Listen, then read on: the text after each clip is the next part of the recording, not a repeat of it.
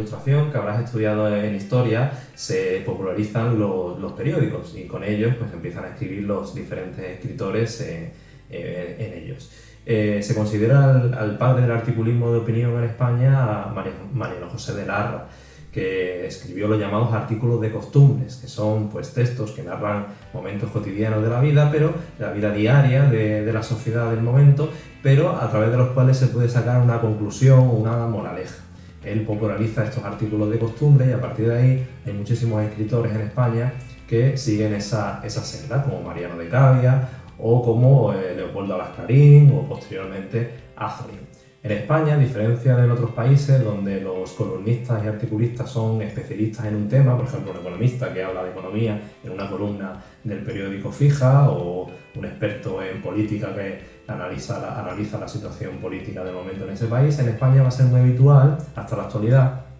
que las columnas sean protagonizadas por escritores de prestigio. Así tenemos, por ejemplo, durante el siglo XX a los escritores de la generación del 98, por ejemplo Unamuno, Valle Inclán o, por ejemplo, Ortega y Gasset, que ya no es de la generación del 98, un poquito posterior, pero que se consideraba ante todo, aparte de filósofo, periodista. De hecho, llegó a fundar periódicos y a escribir constantemente en los periódicos de su época. Un poquito antes de la Guerra Civil y después de la Guerra Civil, durante el franquismo, va a haber columnistas ya profesionales que son escritores que se dedican casi en exclusiva a escribir columnas, como los más famosos pues fueron, por ejemplo, Julio Camba o González Ruano.